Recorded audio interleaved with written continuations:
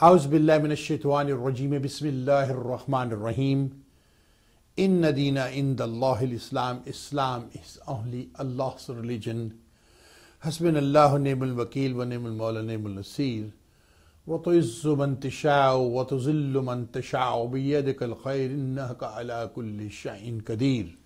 अल्लाह सुब्हाना ताला ही जिसे चाहे इज्जत देते हैं और अल्लाह सुब्हाना ताला ही जिसे चाहे जिल्लत देते हैं और वही हर चीज़ पर कादिर है।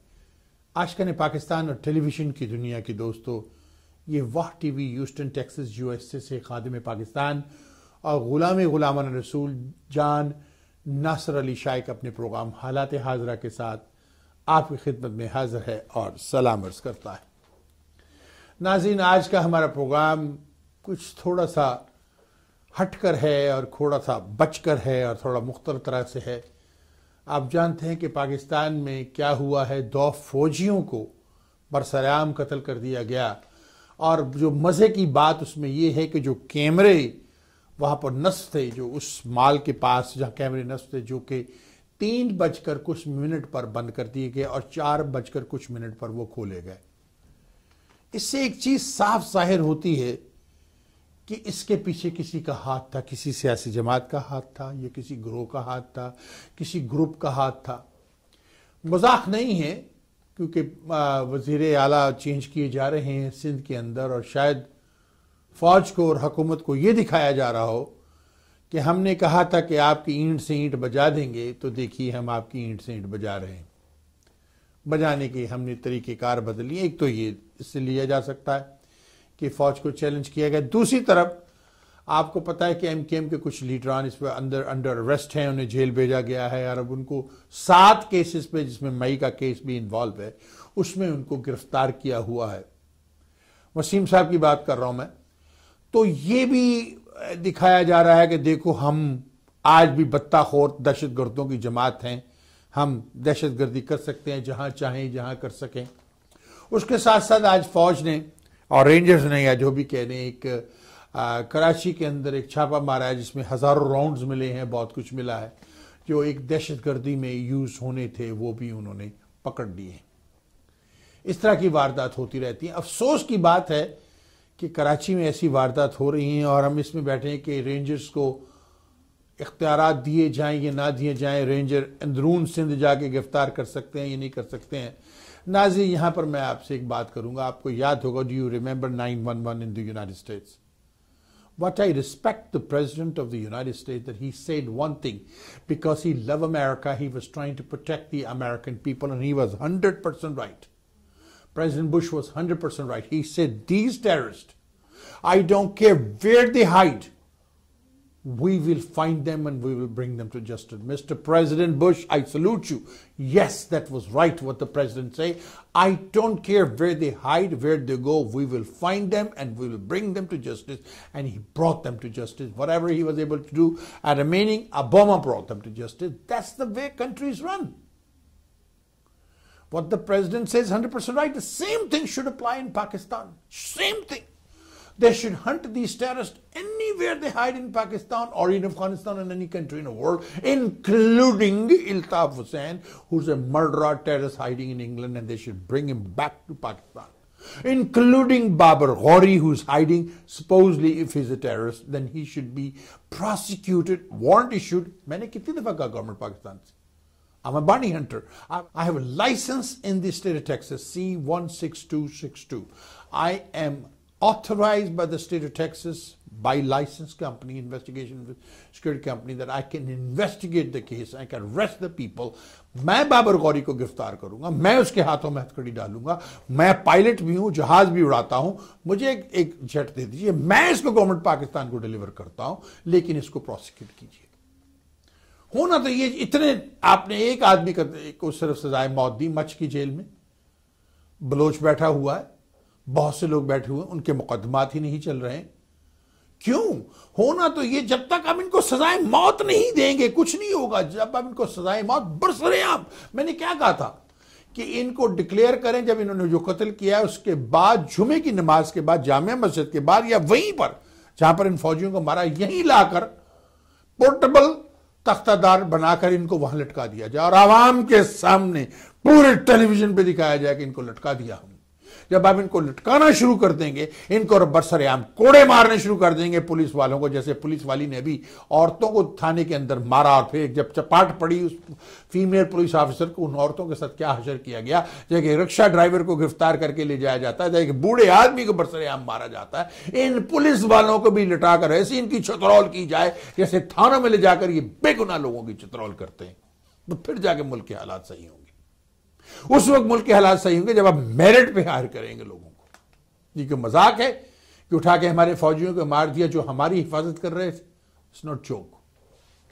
सामीन, कहना तो मैं बहुत कुछ चाहता हूं। कहते हैं एक बहुत बड़ी बात, जालिमों को जुल्म मिलता है, जालिम अवाम को जालिम अवाम मिलती है।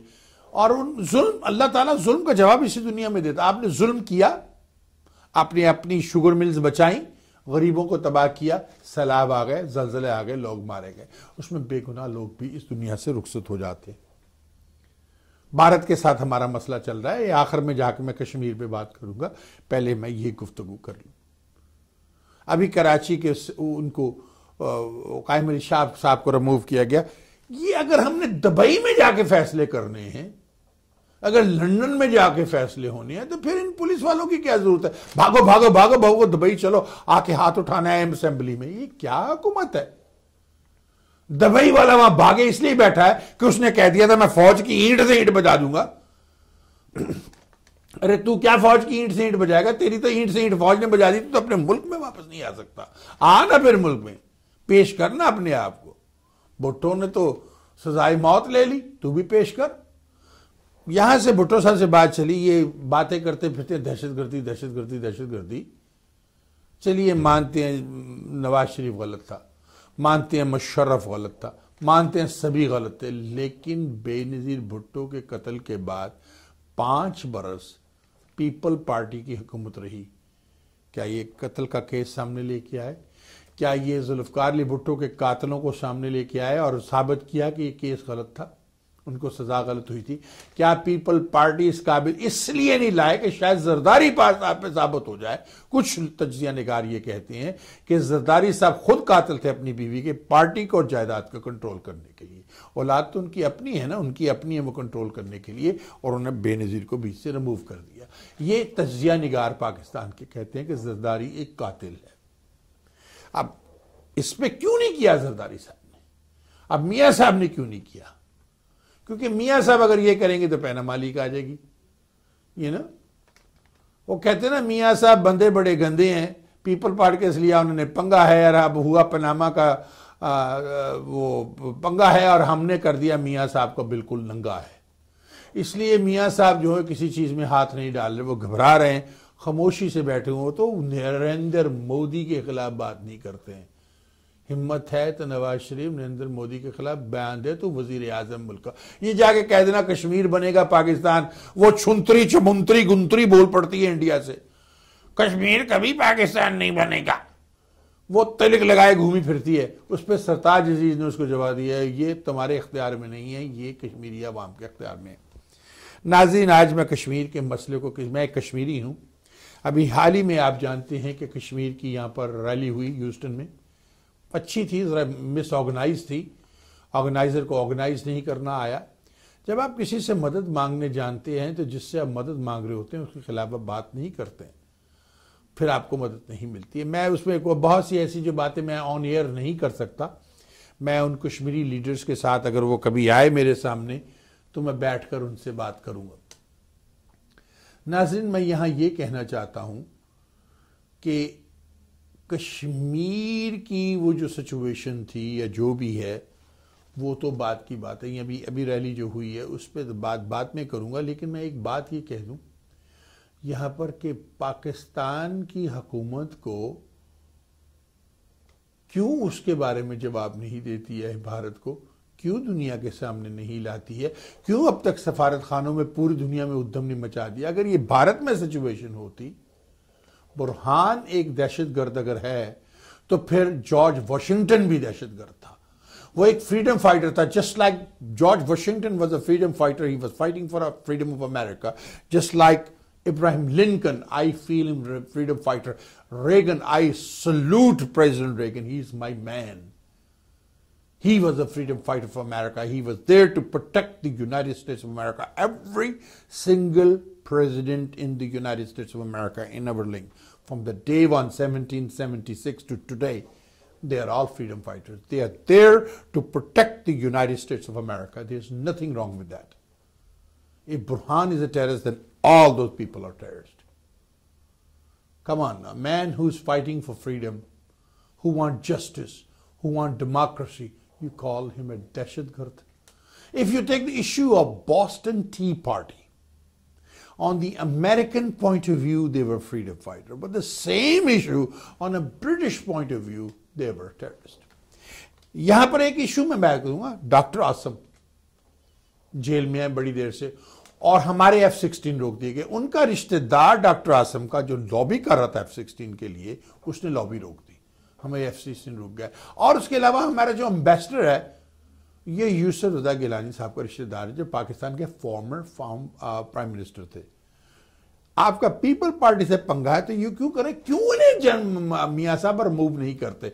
खुदा खुदा करके इफजाल महमूद साहब यहां से जा रहे हैं ह्यूस्टन से। He is leaving Houston.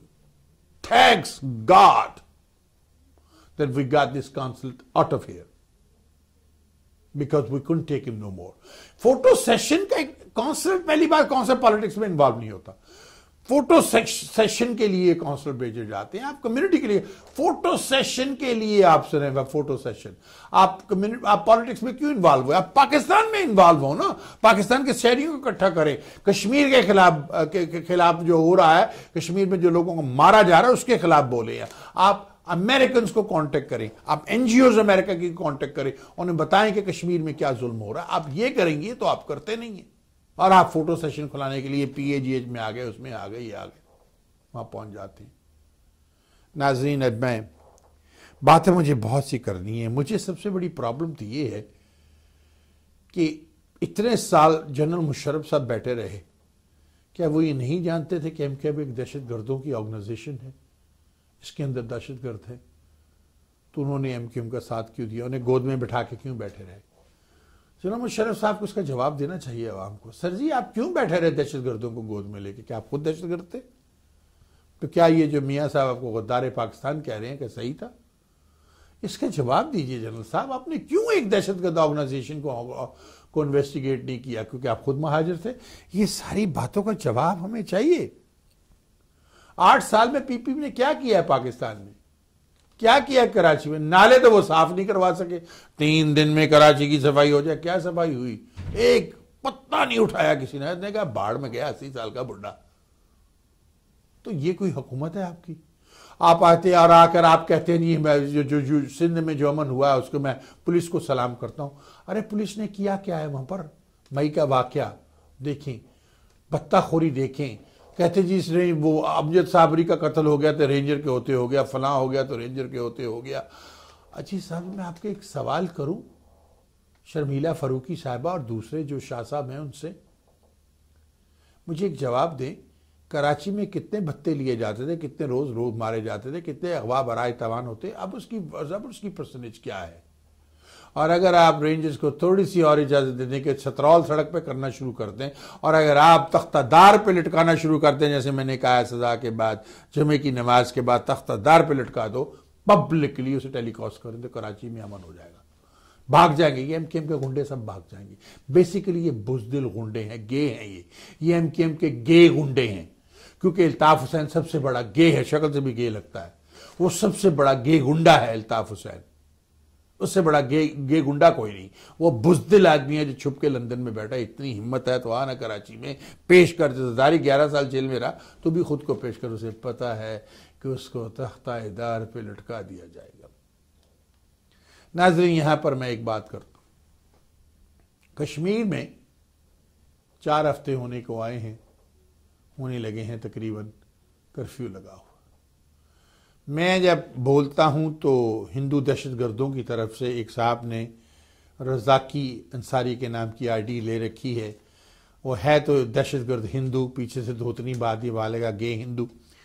तो वो आकर बड़ी अजीबोगरीब उस पर लिखता है, जिससे मुझे बड़ी खुशी होती है पढ़ने के बाद। मैंने सुलगा रखी है वो जो मोमबत्ती इनकी पीछे से भदी धोती के नीचे मैंने लगा रखी है, उसकी तपश इनको महसूस हो रही है। और मैंने एक आदमी ने पूरा भारत हिला रखा, लर्ज रहा है भारत मेरे एक आदमी से। और अगर इसमें पाकिस्तान के हजारों और इन्वॉल्व हो गए तो भारत तो गिर जाएगा। 8 पॉइंट सम का जल्जला आएगा और भारत जमीन बोश हो जाएगा। नाज़रीन, यहां पर मैं एक बात कहना चाहता हूं, पाकिस्तान की डिफेंस के लिए हमें क्या करना चाहिए? हमें ये मकरान की जो बंदरगाह है, इस पे चाइना को इजाजत देनी चाहिए कि वो अपनी नेवल बेस बना ले। चाइना को, पाकिस्तान के डिफेंस की बात कर रहा हूं, ये बड़ी इंपॉर्टेंट बात है मेरी, सुनिए। चाइना को इजाजत दे दें कि वो पाकिस्तान की बंदरगाह मकरान पर अपनी नेवल बेस बना ले, और गुजरात के पास जब हम कराची से निकलते हैं और हिंदुस्तान की तरफ जो हमारा समुद्र जाता है, जो हमारा लास्ट सिटी है उस तरफ, उस पर एक बंदरगाह बनाएं और वहां भी आप चाइना की एक नेवल बेस बना दें। चाइनीज और पाकिस्तान की नेवी मिलकर एक्सरसाइजेस करें, वहां पर उनकी एयरफोर्स बेस भी बना दें, जो कि वहां पर पेट्रोलिंग भी करेगी और दहशतगर्दी में भी कमी आएगी। मैं सही बात, चाइना की 10-20 हज़ार आदमी भी वहां ले आए जो पेट्रोलिंग भी करेगी, पेट्रोलिंग एरिया, और वहां से आप तेल निकालना शुरू कर दें। ये जो बाकी मुल्क है ना, जो आपको प्रोस्टिट्यूट की तरह यूज करके कंडम हाथ में लिए घूमते हैं, जरा पैसे दे दिए और कंडम उतार के फेंक दिया, इस तरह से आपको यूज करते हैं, इनसे आप हटें। अब थोड़ा सा आप समझ गए जिनकी तरफ इशारा है, आप दूसरी तरफ चलें। अब हमें करना क्या चाहिए? एक तरफ तो हमने चाइना को वो बेस बनाने की इजाजत दे दें, दूसरी हम चाइना को लाहौर में एयरफोर्स बेस बनाने की इजाजत दे दें, या लाहौर के आसपास पहाड़ों में उनको बेस बनाने की इजाजत दे दें, या पिंडी में या मरी में उसके आसपास, जो कश्मीर के इर्द गिर्द वो पेट्रोलिंग कर सके, और उनके रेडार बहुत मजबूत है, उनकी हर चीज बहुत मजबूत है, हमें बहुत फायदा पहुंचेगा। ये एक डिफेंस की वजह से मैं आपको बता रहा हूं। आखिर मैं एक मुजाहिद हूं, मैं आखिर एक कमांडो हूं, मैं आपको बता रहा हूं, भारतीयों की धोतियां पीछे उड़ा चुका हूं, कुत्ते बिल्ली की तरह इनको मार चुका हूं, मुझे पता है क्या करना है इनके साथ। उसके साथ भूटान और नेपाल में आप इन्वॉल्व हो जाए। भूटान और नेपाल में चाइना को ले आइए, पाकिस्तान, चाइना, नेपाल, भूटान, ये एक डिफेंस बना लें। भारत की संगी कुट देंगे आप। मजाक नहीं कर रहा जो मैं कह रहा हूं। आप भूटान, चाइना, पाकिस्तान, नेपाल, और अगर श्रीलंका को भी मिला सकते हैं तो मिला लें श्रीलंका को, लेकिन वहां से थोड़ा सा हिंदुओं का सफाया करना पड़ेगा, हिंदुओं को नीचे लाना पड़ेगा। काफी हिंदू हैं श्रीलंका में, तो अगर इनको हम मिला लें, ये जो भूटान, नेपाल, पाकिस्तान, ये मिलकर चाइना के साथ अगर हम, और इनकी बेसिस बना दी जाए चाइना की, नेपाल में भी और भूटान में भी और पाकिस्तान में भी, तो हिंदुस्तान के लिए जीना बहुत मुश्किल हो जाएगा। हिंदुस्तान की संगी कुट देंगे आप। समझे मैं क्या कहने, उनकी गले में आप इतना जबरदस्त वो डाल देंगे कि आप सोच नहीं सकते जो मैंने बात की। अब दूसरी तरफ चलते हैं, जिसका मुझे बड़ा अफसोस है। हमारी यहां ऑर्गेनाइजेशन है पाकिस्तान एसोसिएशन, जो करती कुछ भी नहीं है, 30 बंदे इकट्ठे नहीं कर सकती। मैंने अकेले में $90,000 इकट्ठे कर लिए, 90+ इकट्ठे कर लिए थे अपने इलेक्शन में, और इतने शायद मसरूर जावेद खान भी इतनी देर में नहीं कर सका था, हालांकि उसकी बीवी डॉक्टर थी। मैंने अकेले में ओवर $98,000 इकट्ठे कर लिए थे विद इन 45 मिनट्स आवर। और ये PAGH अपना सेंटर बचाने की कोशिश कर रही है, वो भी उन्हें खालिद खान के रहमो करम पर है, और उसने बड़ा काम किया, अपने नाम पे लोन लिया और इनको लेके दिया, PAG की वो सेंटर बचा दिया। उसमें मैं खालिद खान का बड़ा शुक्रगुजार हूँ, और खामोशी से बेचारे ने किया। वो हमेशा अपनी कम्युनिटी की हेल्प करता रहता है, अच्छा इंसान है, मेरी उससे अच्छी सलाम दुआ, इज ए गुड मैन। नाज़रीन, यहाँ चाहिए क्या जो कश्मीर में इस वक्त हुआ है, सबसे ज़्यादा ज़रा सोचें। आपने रोज़ा रखा, रात को रोज़ा खोलने तक आपकी क्या हालत हो जाती है, सोचे मैंने कि अभी रमज़ान गया ना कुछ देर पहले, आपकी क्या हालत हो, भूख प्यास से आपका बुरा हाल हो जाता है। कभी आपने उन मजलूम कश्मीरियों के बारे में सोचा है कि उनका क्या हाल हुआ होगा? 20-25 दिन से वहाँ कर्फ्यू लगा है, उनके घरों में रोटी है या नहीं है, पानी है या नहीं है? अरे वो मियाँ नजीर, तूने सोचा है ये? अरे सज्जाद बरकी मर गया तू कहीं? नजम को लिए घूमता है कैमरे के साथ, फोटो खींचो मेरी, फेसबुक पे लगाओ, इमरान खान को भेजो, मैं काम कर रहा हूं। होता कुछ भी नहीं, किया हुआ कुछ नहीं। आज कहां मर गए आप सब लोग? सही शेख साहब, आप कहां हैं? क्या आपकी फौतगी हो गई है? वैसे तो यहाँ घूमते फिरते हैं, कश्मीर पे क्यों खामोश है? हाँ, जावेद साहब, ताहिर जावेद साहब, आपने मिलियंस ऑफ डॉलर इकट्ठे कर दिए हिलरी को, क्या एक बयान दिलवाया आपने उससे? दिलवाइए बयान उससे, कश्मीरियों के साथ जुल्म हो रहा है। अब मैं कहना क्या चाहता हूं, उनके पास रोटी है? आप सबको मुखातब कर रहा हूं, और ये जो सारे वो बनते हैं मीडिया वाले और ये वो, कभी आपने सोचा है कि कश्मीरियों के घरों में रोटी नहीं है खाने को, पानी नहीं है, उनका गुजारा कैसे होता होगा? क्या आपने दुनिया की किसी एनजीओ से कांटेक्ट किया? क्या आपने रेड क्रॉस से, यूएनओ से, जो मर गया बाके मोन, उससे कांटेक्ट किया कि दहशतगर्द हिंदू, पीछे से धोती बांधने वाले दहशतगर्द हिंदू क्या कर रहे हैं? वो विल तोड़ने की कोशिश कर रहे हैं, कश्मीरियों की विल, कि कितने दिन ये सर्वाइव करेंगे भूखे प्यासे। लेकिन वो हिंदू दहशतगर्द पीछे से धोती बांधने वाले ये भूल गए हैं कि आका मोहम्मद मुस्तफ़ा की उम्मत है जिसने हमें पेट पर पत्थर बांधना सिखाया था जंग खुंदक में। आप समझे मैं क्या कह रहा हूं? क्यों खामोश है मियां नज़ीर? तू क्यों तू उद्यम नहीं मचाता? जल्जला आ जाता था, फोटो सेशन के लिए कहते पैसे इकट्ठे करो, सामान लाओ, हम पाकिस्तान भेजेंगे। कि आज दुनिया की मुख्तलिफ ऑर्गेनाइजेशनों को इसमें इन्वॉल्व नहीं किया जा सकता? क्या अब यूएनओ मर गई है क्या उनके अंदर ह्यूमन राइट के लिए कोई ऑर्गेनाइजेशन नहीं है जो जाके उन कश्मीरियों को पानी रोटी पिला खिला सके? जो मारे जा रहे हैं उनसे पूछे कि तुम्हारे साथ हुआ क्या है? हाँ, अगर यही हाल ईस्ट तैमूर में हुआ होता तो पूरी दुनिया की एनजीओ वहां पहुंच जाती। डबल स्टैंडर्ड है या नहीं? इसमें मैं दूसरों को क्या कहूं, इसमें सबसे ज्यादा तो हम लोग इन्वॉल्व हैं। हमारी एम्बेसी क्यों खामोश है? कहां है हमारा एम्बेसडर? हमारा प्राइम मिनिस्टर क्यों खामोश है? हमारी आसफ अली जरदारी साहब दुबई में बैठे खामोश है। वैसे तो ईंट बजा दूंगा, ईंट बजा दूंगा, ये करते फिरते थे। और हाँ बिलावल, तू तो यार पढ़ा लिखा बच्चा है, तू क्यों खामोश? बख्तावर, तू भी बेटी है, कश्मीर की बेटियां भी तेरी बहनें हैं, बेटा तू क्यों खामोश है? तुम्हारी बहन क्यों खामोश है? और अब मैं उस बेटी से मुखातिब होने लगा हूं जिसके लिए मेरे दिल में बहुत इज्जत है, और उसका नाम है मरियम नवाज सफ्दर। बेटा आप क्यों खामोश हैं? आप तो अपने बाबा की बड़ी लाडली हैं। क्या उन बेटियों के बाबा नहीं है? वो मार दिए गए, उनको शहीद कर दिया गया है, इसलिए तुम खामोश हो। क्या उन बच्चों के मुंह में रोटी डाली गई है? क्या उन बच्चों को रोटी दी गई है? दी के कभी किसी ने महसूस किया है कि कश्मीर में जो जुल्म हुआ है उन बच्चों के घरों में आज चूल्हा जलाया या नहीं जला? वो भूख से करला रहे। बेटा तू क्यों खामोश है? ओ इमरान खान, काला चश्मा लगाए हुए, आंखें मलते हुए, यूं करते हुए आने वाले इमरान खान, तू मॉडल बॉय है या तू सियासतदान है? तू क्यों खामोश है? धरने धरने धरने धरने धरने।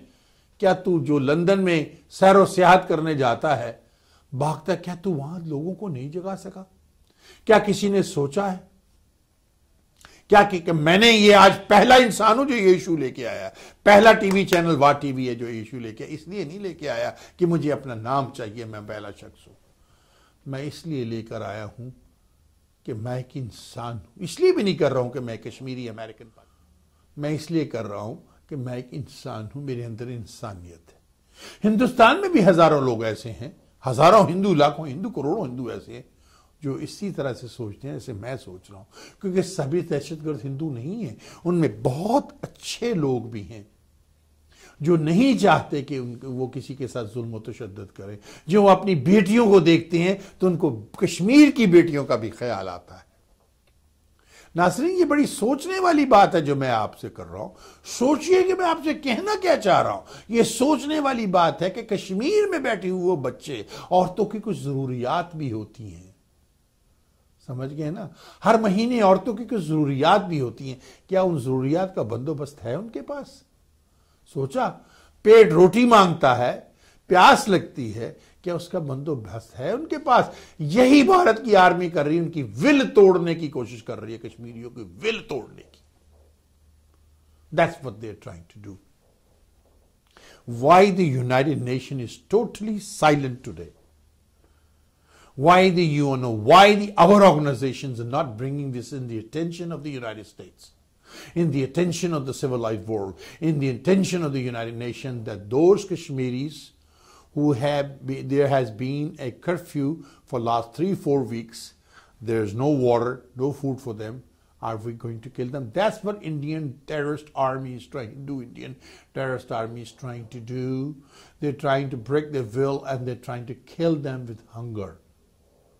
आपको बड़ा एहसास होता है ओ अमेरिकन्स एनजीओस दो आज कश्मीर का कहां है आज मरियम ईसा है कहां है तू कहां मर गई हो तुम पंप लगाने के लिए फोटो के जाने के लिए पहुंचती हो आज कश्मीरी औरतों के लिए नहीं बोल रही आज कश्मीरी बच्चों के लिए कहां है तू क्या वो औरतें नहीं क्या वो मजलूम नहीं कहां है फराह अहमद आज जो फेमिनिस्ट बनती फिरती है कहां है तुम कहां हो ये सब लोग आज मर गए हैं क्या कब्रों में चले गए हैं क्या क्यों ये जुलूस नहीं निकाल सकते ये किसी का जिक्र नहीं कर सकते कहां गए क्या वो मजलूमों के बारे में आप नहीं बोल सकते क्या वो लावारिस हैं कश्मीर के बच्चे क्या कश्मीर की बेटियां लावारिस हैं वो हमारे बुजुर्ग वो बहनें हमारी लावारिस हैं कहां मर गए हम सब आज लोग क्यों खामोश हैं हम क्यों हमारी कम्युनिटी नहीं बोलती हम ये कह देते हैं हम कश्मीरियों के साथ हैं हम आपके साथ हैं कहां साथ है आप उनके कोई साथ नहीं है मियां साहब आपने सिर्फ ये कह दिया कश्मीर बनेगा पाकिस्तान तो सब कुछ हो गया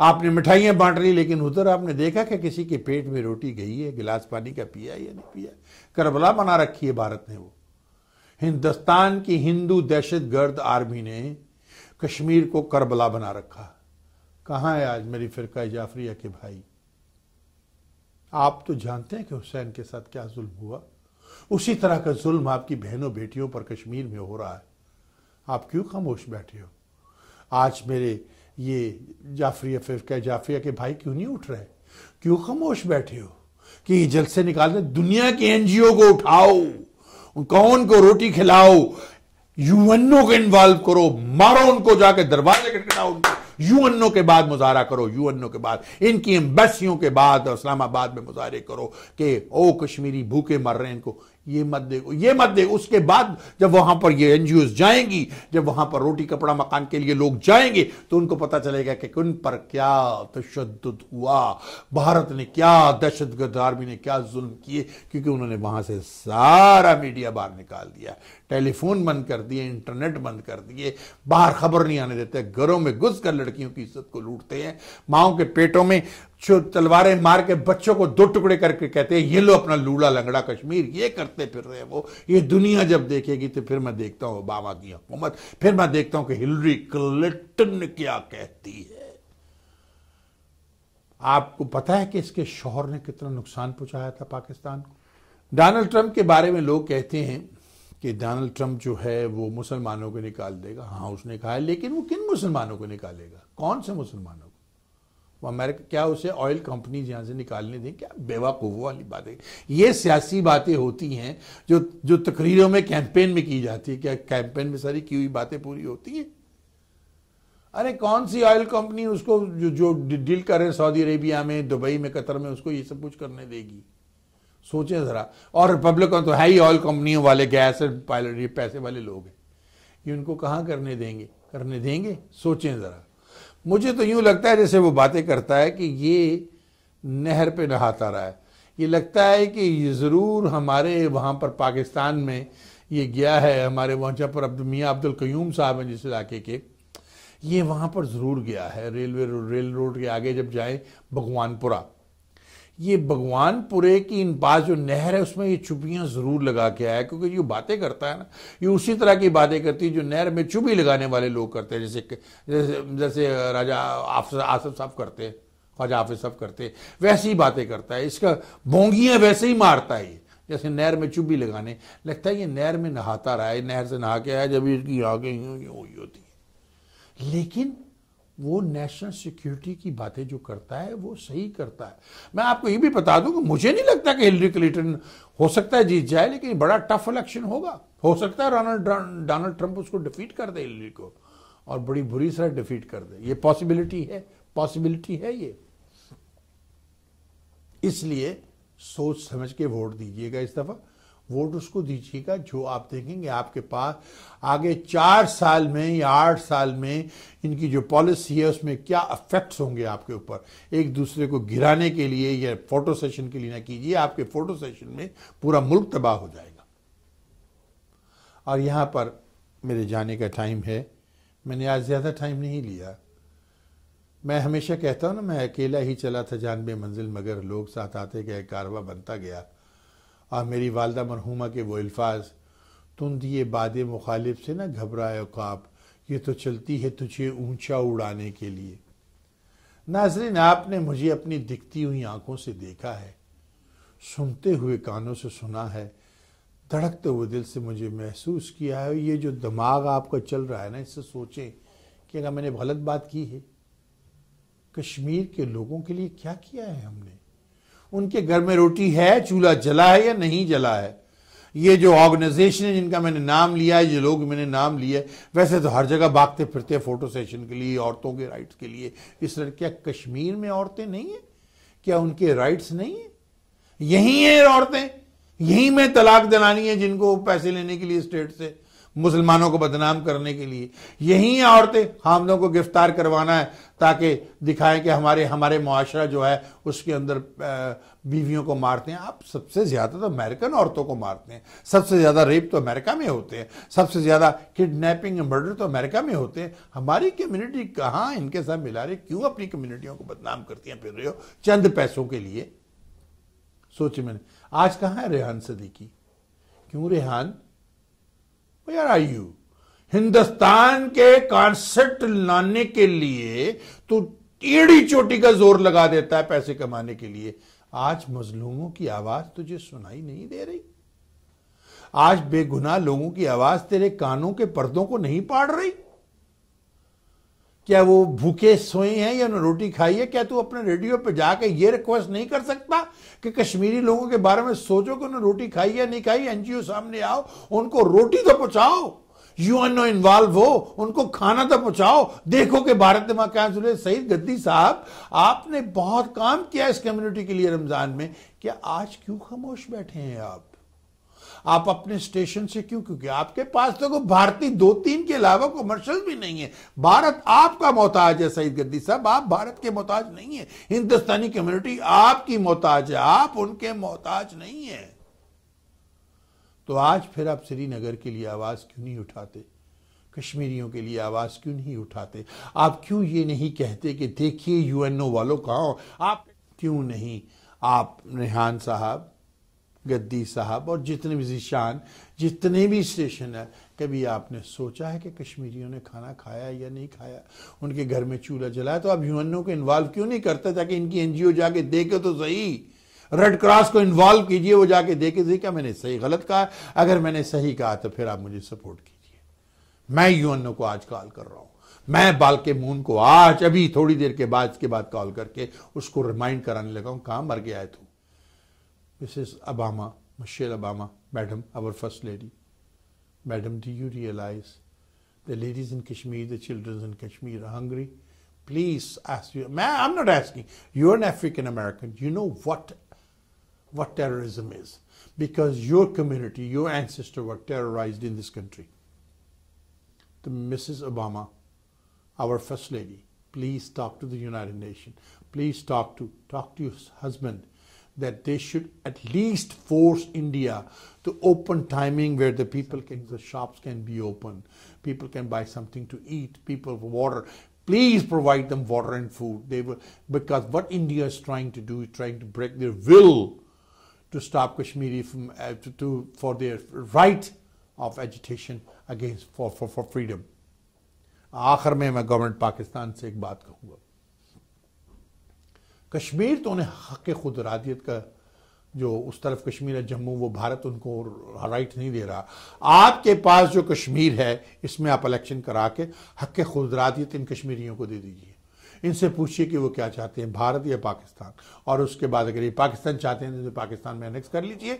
आप की जो दो रियासतें हैं एक आपकी है वो नॉर्थ वजीरिस्तान, एक साउथ वजीरिस्तान, उसको 2 इंडिपेंडेंट स्टेट करार देकर उसको पाकिस्तान के लॉ के अंदर लाकर एनेक्स कीजिए मुकम्मल तौर पर, और हज़ारा को और इसको अलग रियासत बना दीजिए, और मकरान को बलूचिस्तान से अलग कर लें, उसको एक अलग रियासत बना दें। कल आप पछताएंगे मियाँ साहब, बहुत बुरी तरह पछताएंगे अगर आपने मेरी बात न मानी। जो मैं कह रहा हूँ सही कीजिए, तो इसमें इन्वॉल्व हो जाइए। आप कश्मीर को अलग कर रहे हो, वहाँ पर इलेक्शन करवाइए और प्लेबिसाइड करवा के कश्मीर को पाकिस्तान कैसा बना। अब दूसरा इलाका है जो जिसे हम कहते हैं कि वो डिस्प्यूटेड टेरिटरी है, वो उस तरफ का कश्मीर रह गया। इसके कश्मीर ने फैसला कर दिया, आप वहाँ पर डैम बनाइए। अब इंडिया आपको डैम बनाने से नहीं रोक सकता, क्योंकि वो चीखना शुरू कर देते हैं ये डिस्प्यूटेड टेरिटरीज पे आप डैम नहीं बनाते, लेकिन वो अपने इलाकों में डैम बनाता चला जा रहा है। सोचने की बात है। नाजरीन, मेरी इस प्रोग्राम को समझने की कोशिश कीजिए।